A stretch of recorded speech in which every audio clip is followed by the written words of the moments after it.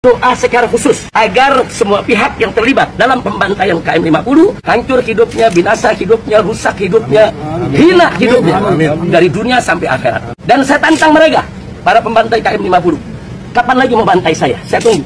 Saya bersumpah demi Allah, saya menyatakan perang kepada semua pihak yang terlibat dalam pembantaian KM 50. Saya tunggu mereka. Assalamualaikum warahmatullahi wabarakatuh. Saudara sekalian, Habib Rizik Syihab bebas murni dari hukuman yang dijalaninya, dan Habib Rizik Syihab berjanji akan mengusut pembantai Laskar FPI di KM 50. Tokoh-tokoh yang terlibat di balik pembantaian kasus KM 50 nampaknya mulai bergedan dan mulai tidak nyenyak tidur. Semoga para pembantai Laskar FPI di KM 50 dapat tertangkap kembali dan dapat diusut kembali sebagaimana semestinya.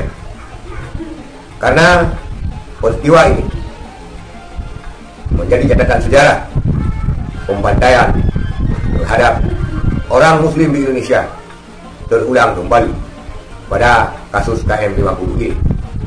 Dan banyak pihak, para pejabat terkesan diam, dan juga pemerintah secara sepihak membubarkan Front Pembela Islam yang dinilai oleh banyak kalangan praktisi hukum cacat hukum, karena pembubaran FPI tersebut tidak sebagaimana semestinya.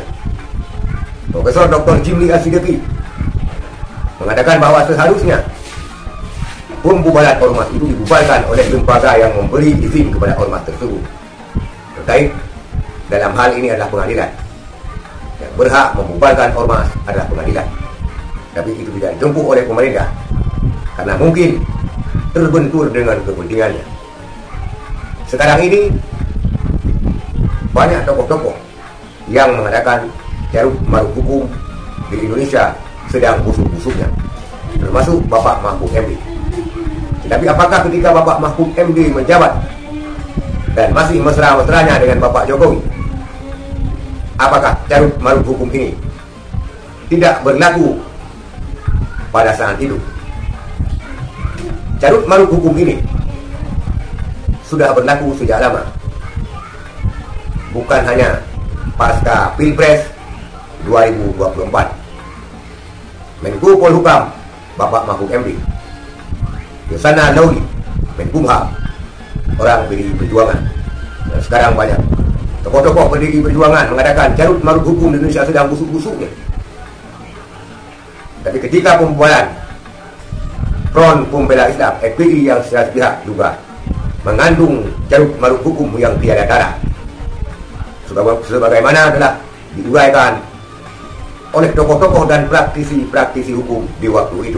Tetapi adakah yang peduli? Ternyata tidak sama sekali. Mereka tetap menjalankan programnya sebagaimana yang direncanakan. Jadi percuma sekarang sorak-sorak carut marut hukum, pembusukan di sana sini terjadi. Dan di waktu Anda menjabat juga hal yang demikian berlaku. Itulah saudara sekalian, maka hukum tidak dapat dijadikan lagi sebagai acuan.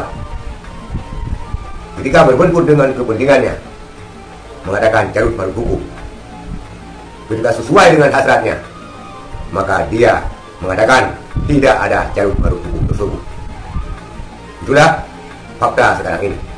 Semoga Habib Rizik Syihab dapat mengusut tuntas kasus pembantaian Laskar FPI dan juga menguji kembali apa yang dilakukan pemerintah terhadap FPI. Sekian, terima kasih. Assalamualaikum warahmatullahi wabarakatuh.